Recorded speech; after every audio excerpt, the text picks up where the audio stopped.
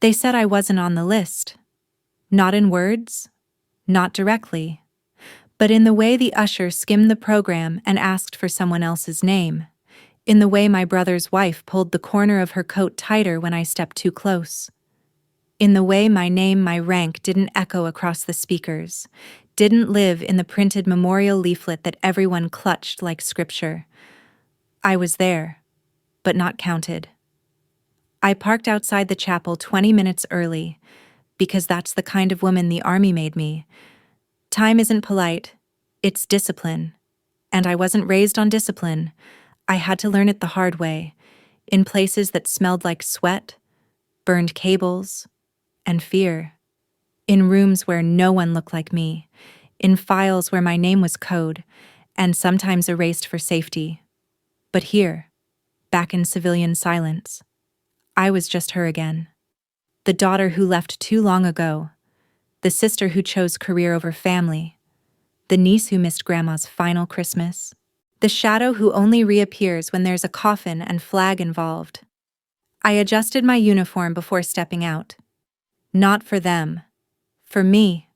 For the man we were here to honor, Staff Sergeant Owen Marks, and for the others we couldn't name. And yes, also for the mirror inside the car visor. I needed to see her. The woman they forgot. The major they refused to know. The cold hit different in dress blues. It climbs inside your spine like memory.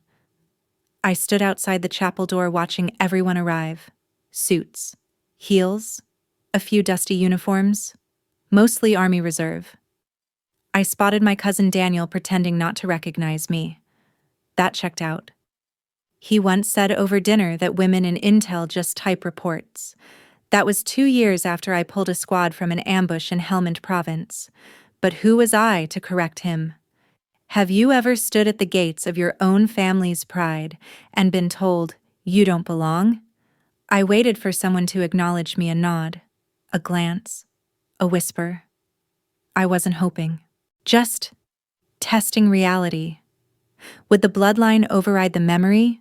Would the uniform finally matter? Or would I be the +1 again at my own cousin's funeral? Inside, the air was thicker than outside. I caught the scent of polished wood, aging paper, and white lilies, too many lilies. They always overdid the flowers, as if petals could distract from what they couldn't say. The front rows were blocked off. Names had been placed on chairs. Owen's widow, his son, his CO, our father. Not me. I stood by the back pew. A deacon moved toward me. He hesitated when he saw the uniform, but then asked, "Are you here with someone?" I smiled. "No. I'm here for someone." He offered me a bulletin. My eyes scanned the names. Not there. Of course not. It wasn't the insult that broke me. It was the silence. There's a violence in omission. They won't call it that. But you know it. When your achievements are redacted in every conversation. When your mother mentions your brother's promotion to regional manager, but forgets to mention your clearance level. When they toast to those who serve and skip you. Do you know what it feels like when even the military honors you more than your own home? I sat straight, ankles crossed, eyes forward. They taught me how to be still through chaos. It was chaos. In its own civilian way, the murmurs, the coughs, the rattling of someone's crutch against the marble tile. I heard them shuffle. I heard them avoid. And then I saw her. Owen's widow. Grace. She wore black like armor. Her shoulders were too rigid for grief, her mouth too clenched. But her eyes, they scanned the room with surgical precision. I knew that look. She was on edge. She didn't trust this moment. She didn't trust this crowd. I recognized it because it used to be mine. She met my gaze and did not look away. That was the first time I exhaled. The memorial began with hymns and hollow words. The chaplain spoke of honor, but read from notes. The commanding officer spoke next. He mentioned deployments, sacrifices, exemplary service. I'd read Owen's file. I knew the gaps, the unspoken horrors, The things he took with him into the ground? They didn't speak of what happened at the checkpoint in Fallujah. They didn't mention that it was my team's intel that saved his squad. They didn't know, or didn't want to know, that I had called the airlift for his last extraction, that I stayed awake 72 hours watching his vitals stream across a satellite uplink while the medics fought to keep him breathing. They buried a hero, but I buried a brother in arms, and still not one of them had said my name, not until the final tribute. Grace stood. Her hands shook slightly as she unfolded the paper, but she didn't read it. She crumpled it in her fist. "I had something prepared," she said, "but it doesn't feel right." The crowd stilled. "I want to thank everyone who came today, truly. But there's someone here who wasn't on the list, and she should have been." Murmurs. "She didn't ask to speak. She probably won't. She's never needed to. But if Owen were standing here, he'd say it. So I will." Her eyes turned toward me. "Thank you, Major." Just that. Nothing else. But it cracked the air. My father shifted in his seat. My brother went pale. A man in the second row turned to glance at me. I did not move. You know the sound of silence changing, don't you?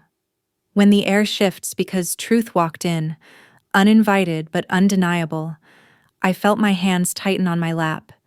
Not from nerves, from holding back tears. They hadn't wanted me here, but now they couldn't unsee me.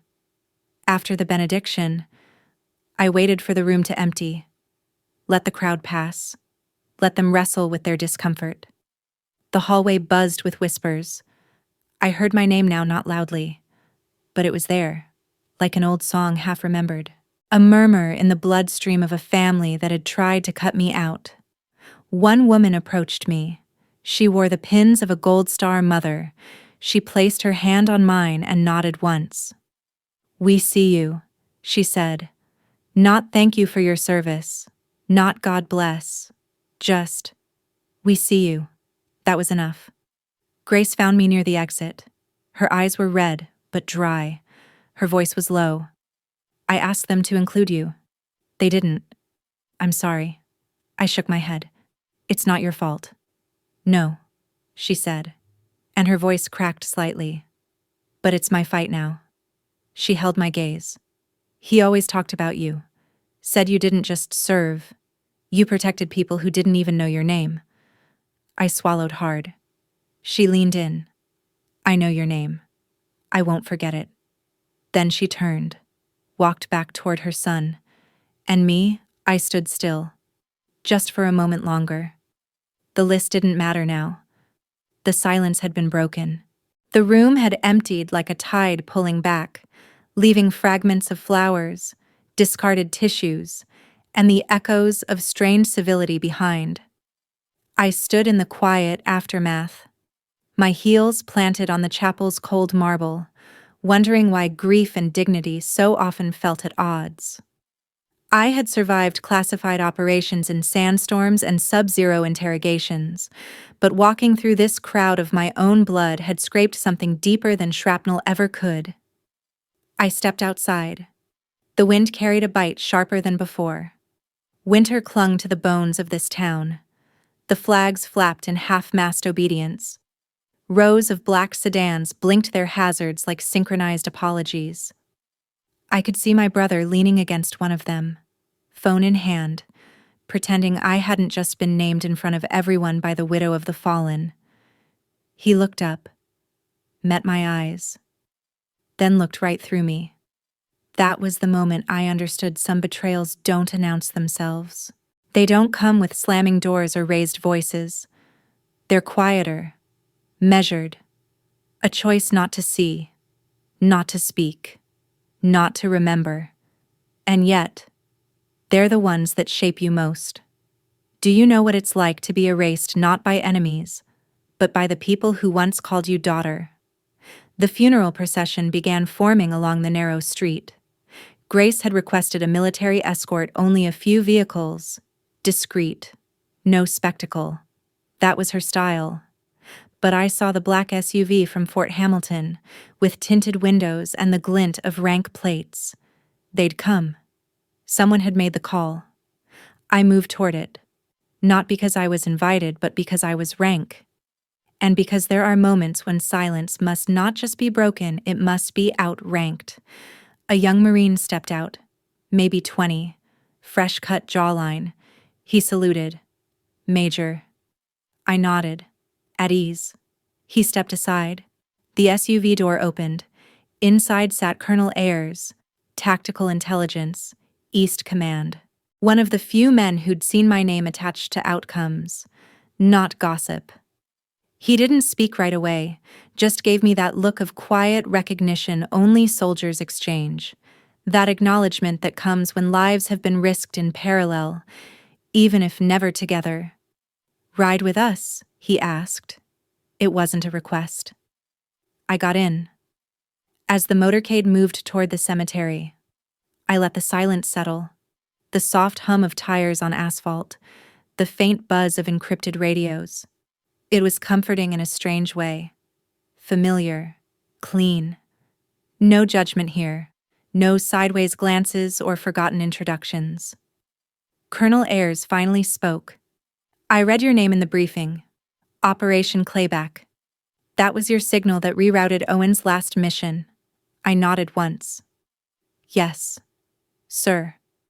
He exhaled slowly. He made it back because of that. His son gets to remember a father who returned. That matters.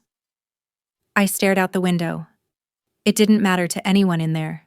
It did to the ones who actually served, he said, voice low, and the ones who lost.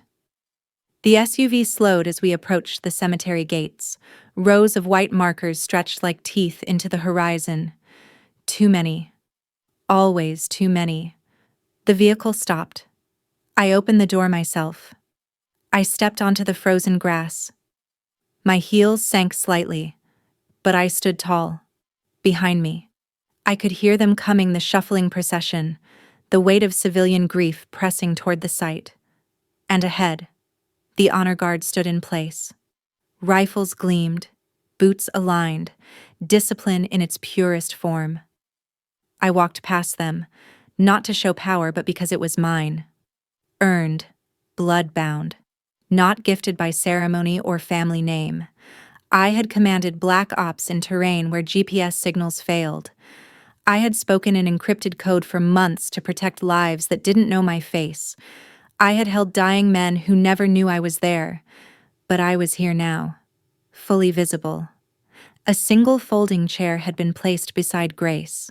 The spot originally meant for an immediate family member. I knew my father had been scheduled for that seat. I also knew by the look of his stunned face, standing 3 rows back, that he wasn't going to challenge Grace's decision. She looked up at me, nodded once, and gestured. I sat. The chaplain began. I didn't listen. Not to the verses, not to the sanitized biography. My attention was on the flag, folded, pristine, sacred. It would be handed to Grace, and with it, the weight of every unspoken sacrifice. I watched her hands. Steady now. Grief has stages. Yes, but power has levels. They called the command. The rifles cracked. 3 rounds, 3 ghosts. I did not flinch. Do you know the discipline it takes to stay still while your chest echoes with the sound of the dead being honored? I did. I do. After the final salute, the flag was passed to the widow. Grace stood to receive it, but she paused, turned slightly. Then, in a gesture no one had practiced, she stepped forward, took the flag and handed it to me. Gasps, a rustle of confusion behind us. I want her to hold it, she said, clear and steady, just for a moment. I did not argue. I rose, took it gently. The cloth was warm from her hands. I didn't speak, just looked down at the weight in my arms. This was the same flag that had covered bodies I couldn't recover, the same symbol I had saluted in storms, in silence, in sorrow. Now, it was in my hands. Then, gently, I gave it back. That moment didn't need words. What broke the crowd wasn't that she gave me the flag, but that I didn't keep it. Afterward, the mourners gathered in quiet clusters, families in their safe bubbles, pockets of whispered rejections. I walked toward the path where the cars waited. I wasn't staying for the coffee and casserole and fake smiles. I had done my duty. My service had not been to them. But just before I reached the SUV, a voice called out. Not loud, but unmistakable. Major. I turned. It was my mother. She hadn't spoken to me in 2 years. She wore a coat too heavy for the season and carried a purse she clutched like a shield. Her face looked older than I remembered. Not from time, but from resistance. From years spent holding back truth like a breath too long held. I didn't know, she said. I waited. I didn't realize what you'd done. For Owen, I said nothing. Let the silence stretch. And for others, I suppose. Still, I didn't respond. She stepped closer. Why didn't you tell us finally? I met her eyes. Would it have changed anything? She blinked. Then, slowly, she stepped back. That was all. No apology. No hug. Just truth. And sometimes that's enough. The SUV door opened again. I slid in. The engine started. And as we pulled away from the cemetery, I didn't look back. The dead had been honored. The living had been warned. The tires hummed beneath us as we pulled away from the cemetery, a low vibration that thrummed against the soles of my boots and settled somewhere in my sternum. I didn't speak. Neither did Colonel Ayers. He knew. There are some silences you don't fill, some moments that aren't meant to be narrated aloud. The kind of moment that belongs to the part of you that bled without a scar. Outside. The town blurred by fences I used to ride my bike past, gas stations with dusty signs, the shuttered corner bakery where I once stole a chocolate bun with my cousin and lied about it so well even I believed the story for years. It was all still there, unchanged, unmoving, stuck in a version of time where I no longer existed. They had built a life without me, but now they couldn't deny my presence. We reached the base of the hill where the reception was being held, a church annex built like a bunker, all poured concrete and no imagination. I stepped out before the vehicle came to a complete stop. I couldn't stay inside anything longer. I needed air. Even if it tasted like old smoke and stale sentiment. The parking lot was already full of shadows. Men with medals, women with casseroles, kids running through grief like it was a playground they didn't understand. I walked toward the side entrance, keeping my posture exact. Shoulders squared, chin level. The way they taught us not just for posture, but for psychological command. The body speaks long before the mouth ever opens. Inside, it was warm. Too warm. Cheap fluorescent lights buzzing overhead, trying to drown out the truth they couldn't face. The room was full of polite noise, forks on plastic plates, hushed laughter that didn't belong. My family stood in a semicircle near the coffee urn, like a blockade of discomfort. I knew the layout instinctively. The social map. Who would speak? Who would avert their eyes? Who might try to apologize just enough to feel better without ever giving back what they took? Have you ever walked into a room where everyone shares your last name, and yet none of them say it?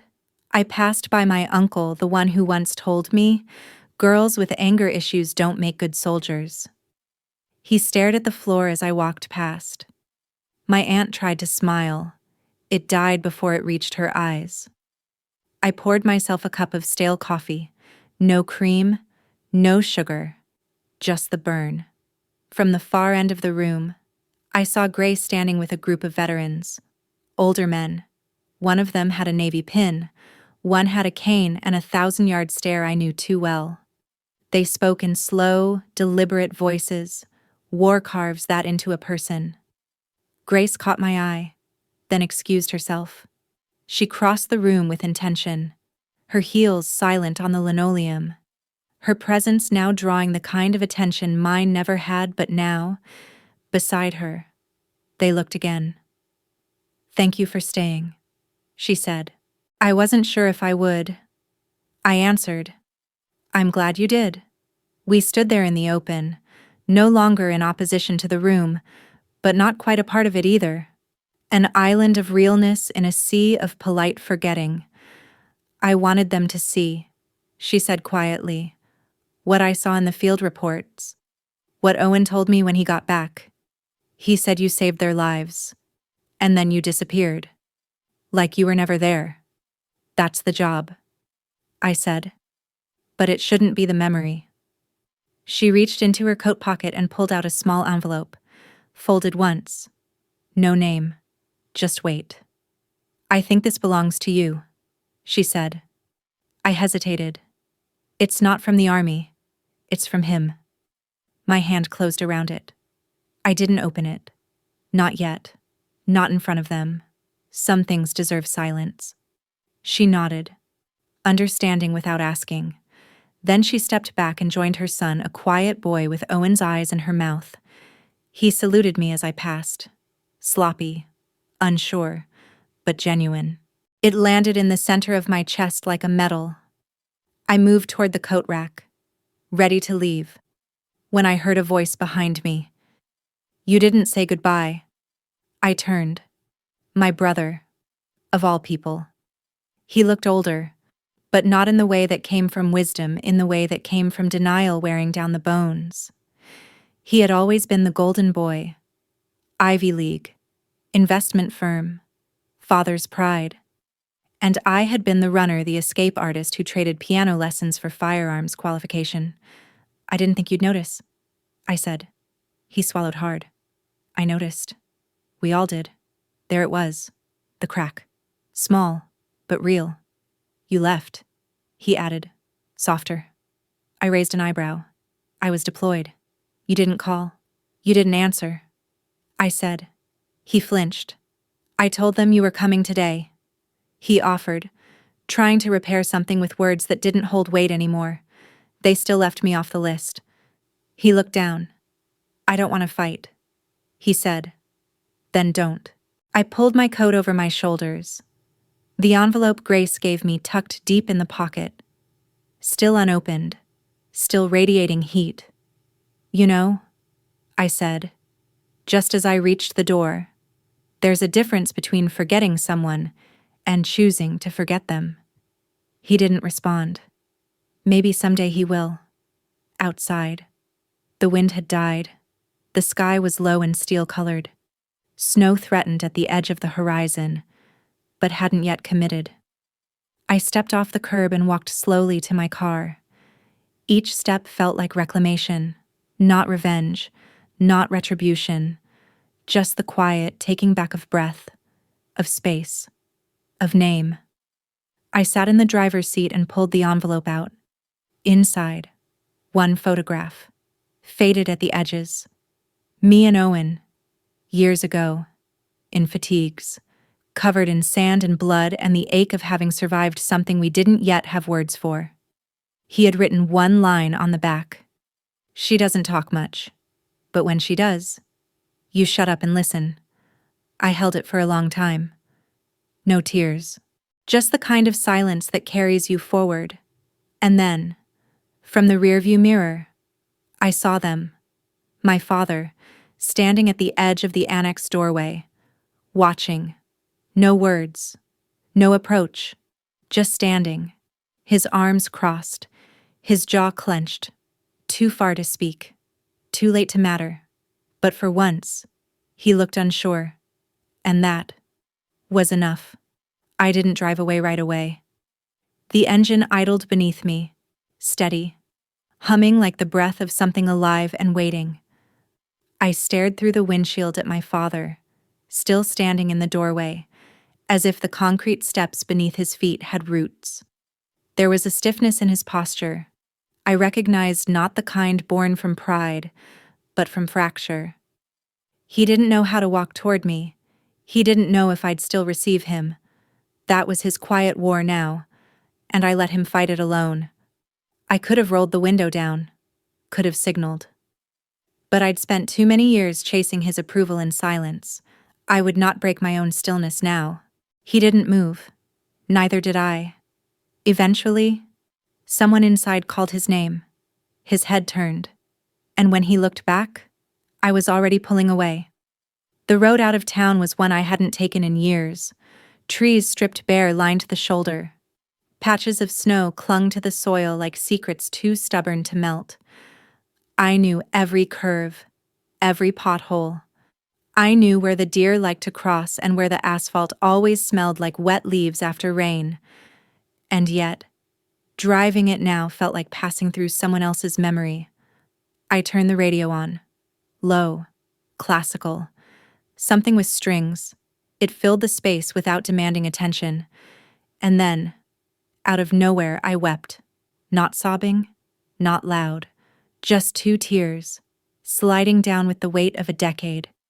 You see, it's not the war that breaks you. It's the return. Because coming home is its own battlefield where no one wears a uniform, but everyone carries an opinion. Where your scars are invisible to them, and your silence mistaken for arrogance.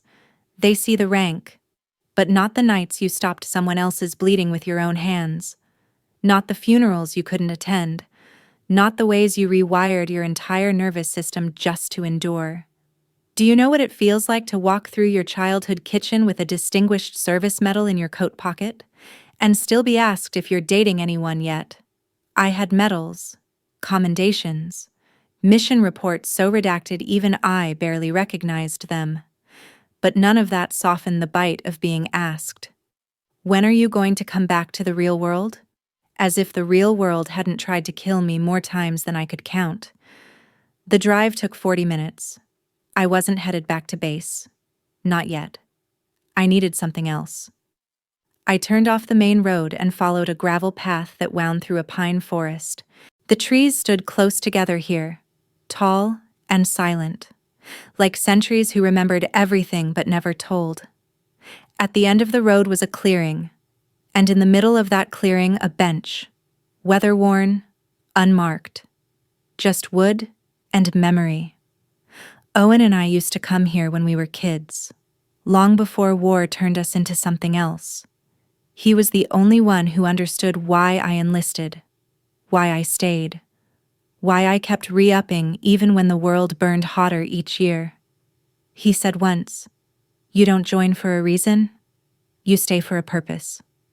I parked the car and stepped out. The air smelled of pine and old frost.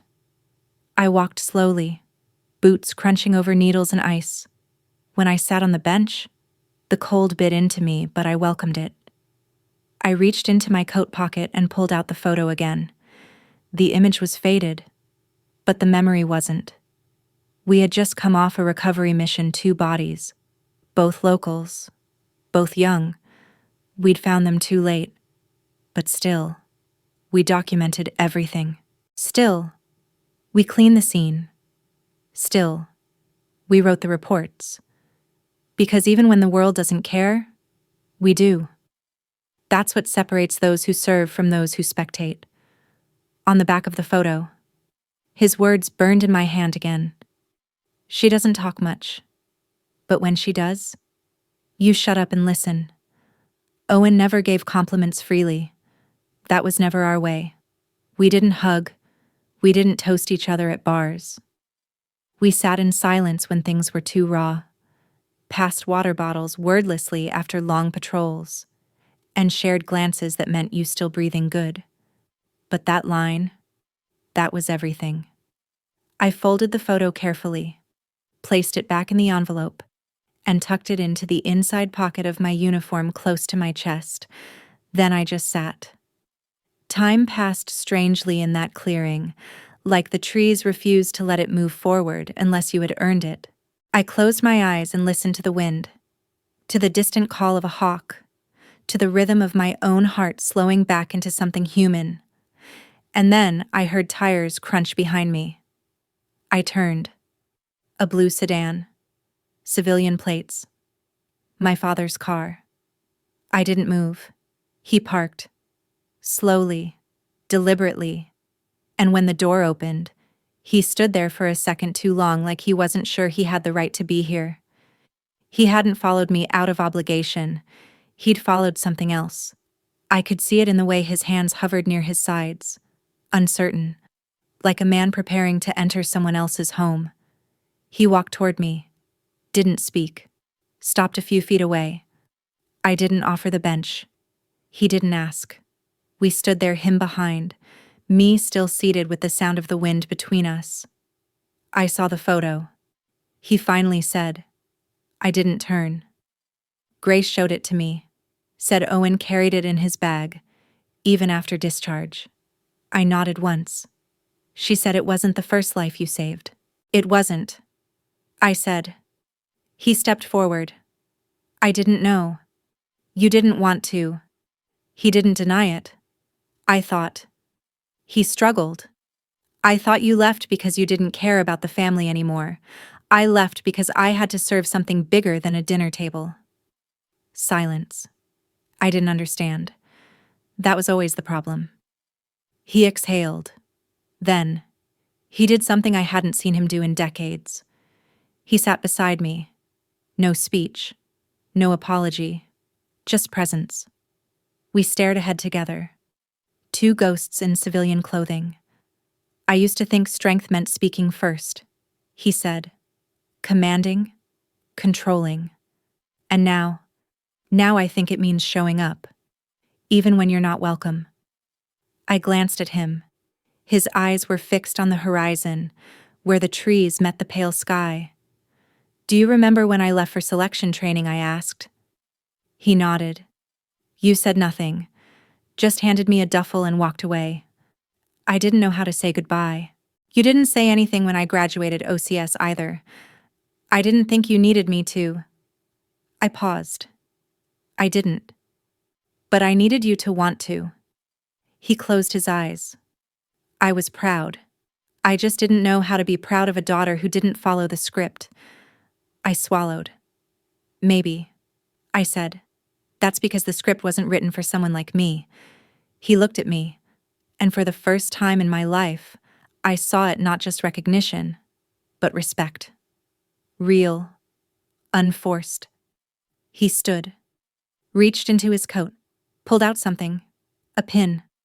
My grandfather's from the Pacific Theater. Bronze star. I want you to have this.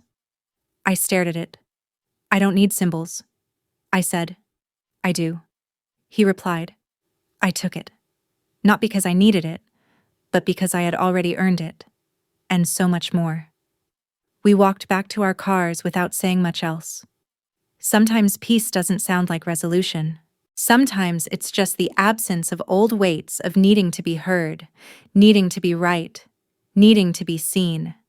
That day, silence walked beside me like an old friend, not the bitter silence I'd carried for years, but a quieter kind, the kind that says I don't need your apology to know who I am. My father lingered near his car door as I opened mine. The wind had picked up, pulling pine needles across the gravel like whispers. He nodded once, the way soldiers do. Not a wave, not a farewell, a gesture of acknowledgement. Then he drove away first. I stayed behind, letting the forest close around me a little longer. The clearing felt less haunted now, more like a place that had given something back. I slid into the driver's seat and took one last look in the mirror, not to fix anything, but to recognize the woman sitting there. She wasn't waiting anymore. On the way back to base, the roads blurred into rhythm, pavement, and memory, turns I took on instinct. I passed signs I'd stopped reading years ago. I let them flash by like all the doubts that once chased me. They didn't catch me then. They wouldn't now. I reached the checkpoint just before dusk. The guard recognized me. Major, he said with a nod, handing back my ID. Welcome home. I returned the nod, but didn't say the words out loud. Home wasn't a place. It wasn't base housing or the town where my last name came with baggage. It wasn't the chapel or the family that forgot how to call. It was here within, in the part of me that stayed when everything else was taken, the part that never asked permission to matter, back in my quarters. I placed the photo from Owen on the desk. It didn't need a frame. Its presence alone was enough. I placed my grandfather's pin beside it. There they were, two legacies, one by blood, one by bond, neither given freely, both earned. I changed out of my dress blues and into the standard fatigues. It felt like shedding a performance, returning to something that didn't require explanation. My boots scuffed the tile as I walked to the mirror. No makeup, no medals, just me. Have you ever looked in the mirror and finally seen yourself not the version they wanted, but the woman who survived all their forgetting? I stood there until the light turned golden and low, casting long shadows across the walls. Then I reached for my field journal, the one I kept hidden under lock. No names, just initials and sketches and dates. I opened to a fresh page, 3rd April Post Memorial. Grace handed me the flag. I held it. For once, I didn't disappear. For once, they watched me walk away. I paused. Let the pen hang midair. My thoughts were running deeper than ink could hold, and yet, I needed to write them down. Because that's what you do when you've lived through things no one asks about. You record yourself, even if only for you. Because if no one else writes your name down, you must. There was a knock on my door. I stiffened, not out of fear, but habit. Major came a familiar voice. Lieutenant Rivera, young, sharp, always trying to read between the lines. She stood outside in full uniform, holding a sealed envelope. This came for you, ma'am. Hand-delivered by a civilian courier. No return address. I took it. She lingered, eyes scanning my face. Something wrong, I asked. No, ma'am. Just, they're talking. People from the reception. Word got around? I raised an eyebrow. What kind of word? That the major everyone thought was a ghost showed up in full color. I smiled. They said you didn't need to say anything, that you didn't even flinch when the flag was handed to you. I looked her square in the eye. When you've lived through silence long enough, it becomes your armor. Rivera nodded. Some of us needed to see that. Thank you, ma'am. She saluted. I returned it. And then she left. I closed the door and turned to the envelope. It wasn't thick, slightly crumpled.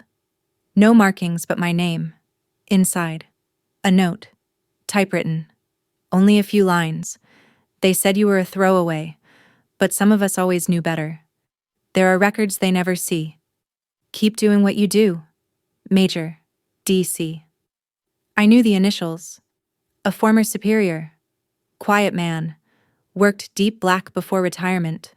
We'd crossed paths during a joint NATO operation in Kosovo. He once told me I had the silence of someone dangerous. I took it as the highest compliment. I burned the note in my sink. Not because it was incriminating, because it had already done its job. Recognition is a currency you don't always spend. Sometimes, you just carry it in your pocket like a knife, not to use, just to know you have it. The next morning, I suited up again, briefing at 0600 classified, counter-intel review. I walked into the room and watched the officers straighten in their chairs. Some nodded. One stood. None looked surprised. That's how you know the tide has turned, not when they cheer, but when they no longer question your place at the table. I sat at the head of the table, spoke my briefing. They listened. Afterward, as the others filtered out, Colonel Ayres remained. Everything all right, he asked. It is now. He tapped the folder in his hand. This one's ugly. Intel extraction, foreign soil. High risk. I nodded. Volunteers only. He added. He didn't need to ask. He already knew. I'll take it. I said. He handed me the file. I thought you might. I stood. We didn't shake hands. That's not how respect works here. Back in my quarters. I packed my gear in silence. Carefully. Deliberately.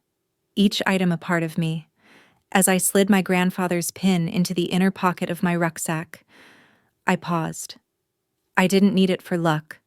I needed it to remind me you can be born from a family that forgets you, and still become the kind of woman history doesn't dare erase.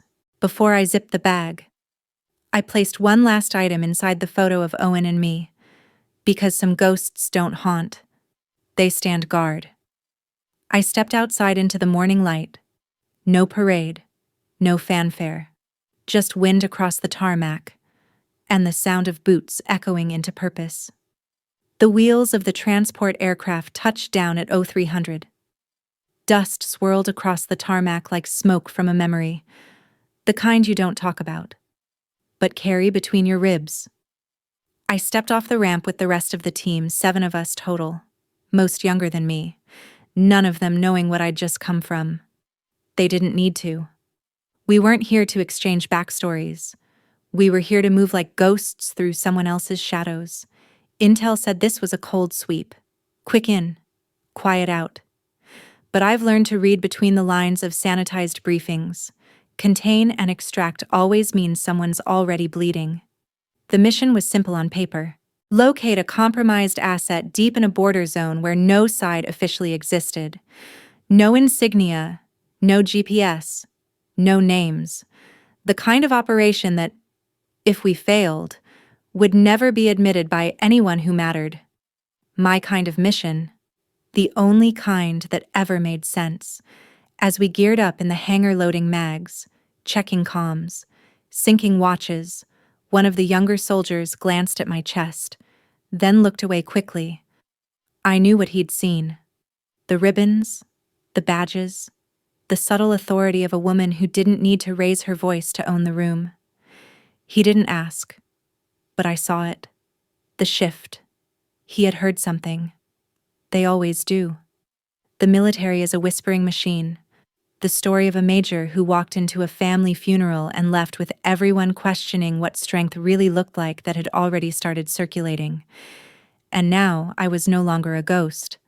I was legend, stitched in silence. Our boots hit ground 10 clicks from the target site just before sunrise. The terrain was rugged red soil, low brush, shattered stone, the kind of place that swallowed sound and memory in equal measure. We moved like we'd done this in our sleep. We had. By the time we reached the safe house, the sun was high.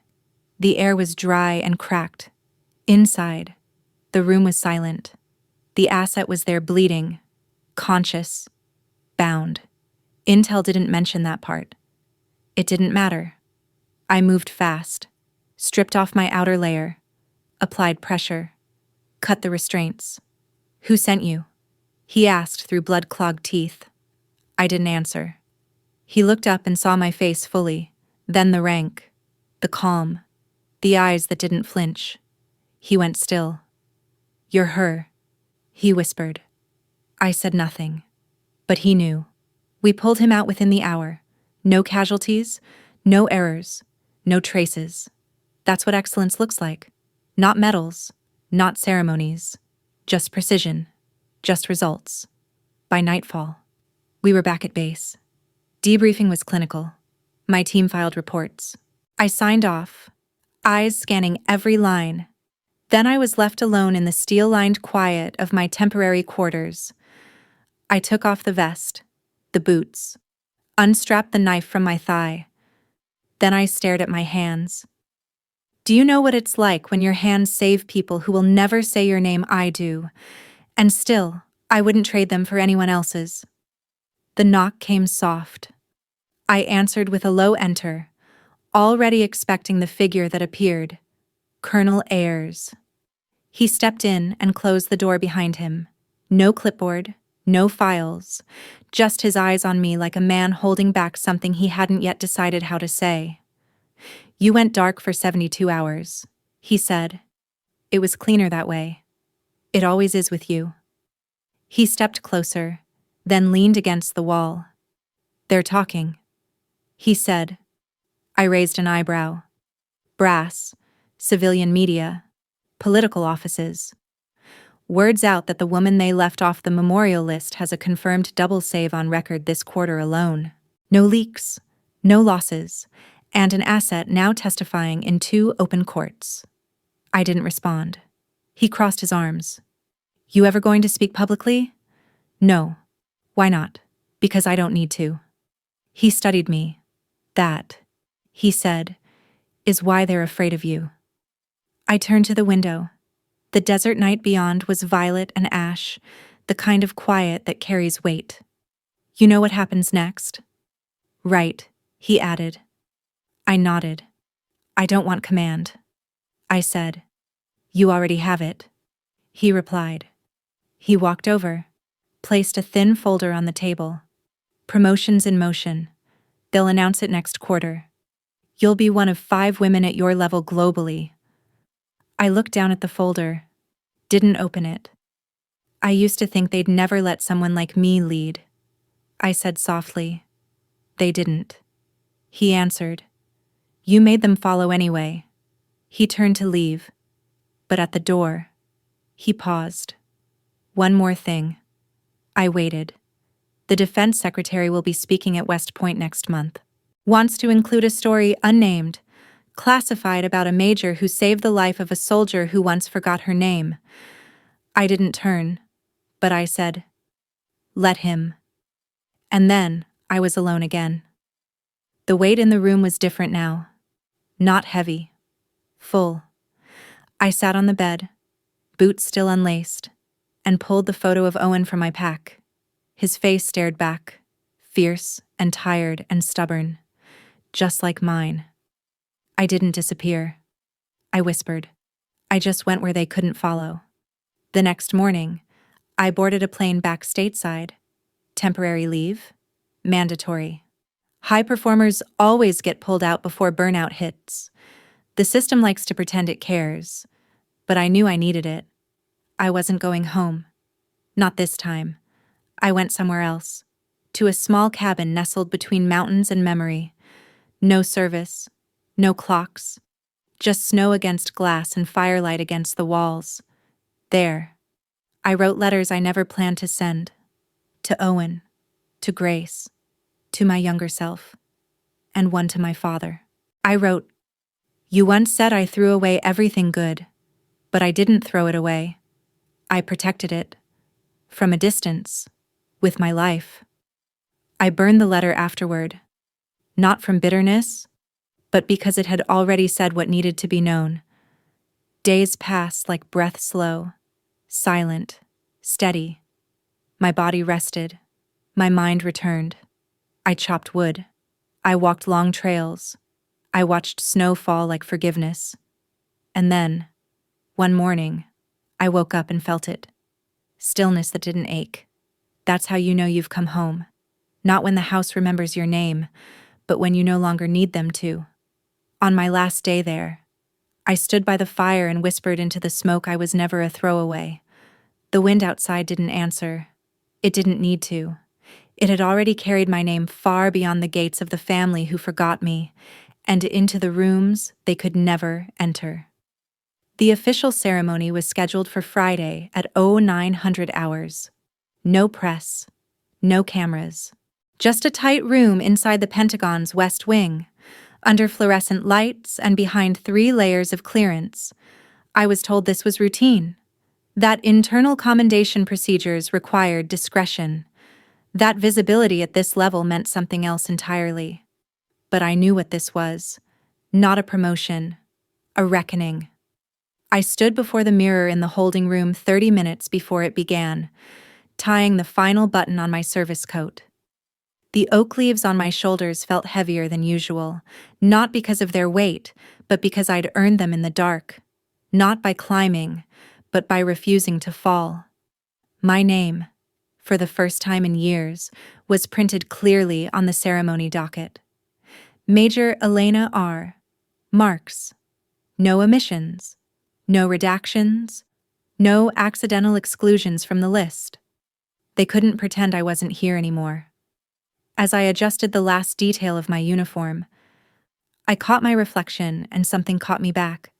Not vanity, not nostalgia, but a recognition. The quiet soldier who once stood at the back of a memorial chapel now faced herself fully, without flinching. There are wars no one talks about, wars of silence, of forgetting, of being unseen inside the walls you helped build.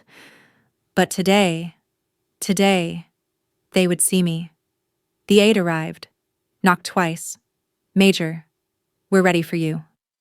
I stepped into the corridor, footsteps echoing like they belonged, through one security door, then another, and then into the room.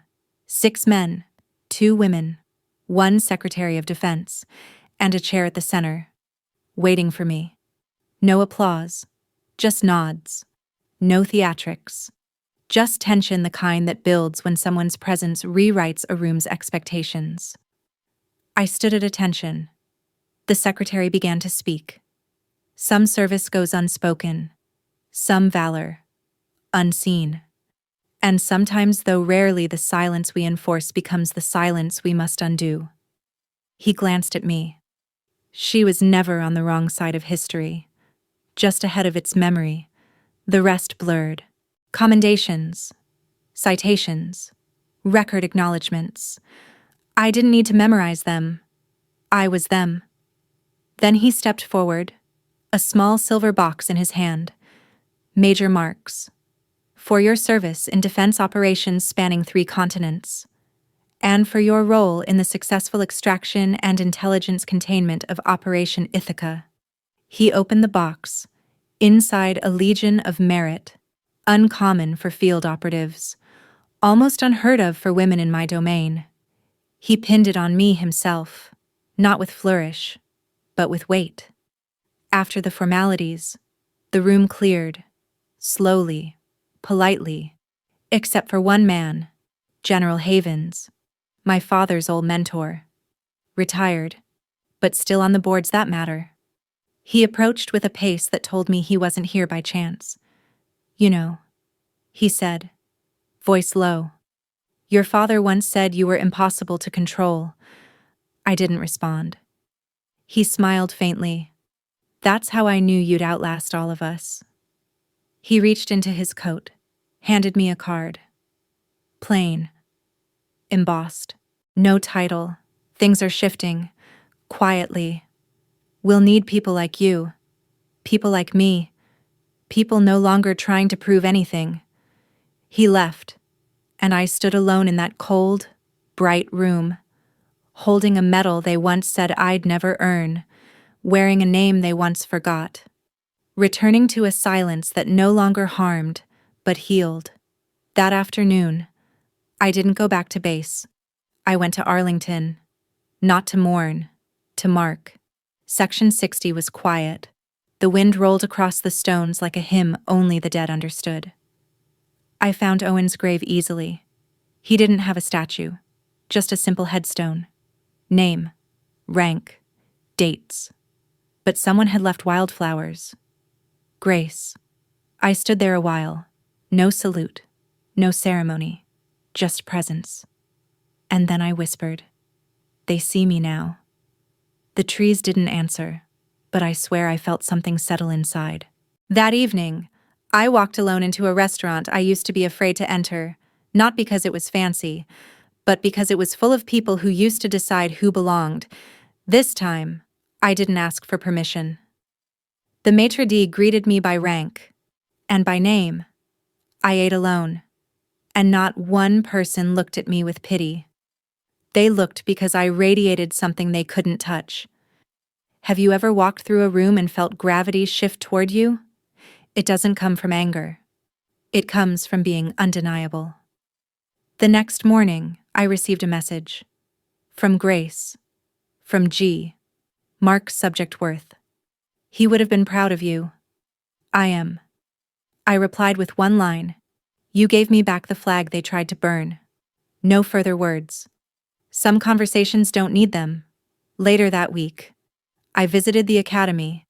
An invitation had been extended. Guest speaker. Women in Defense Leadership.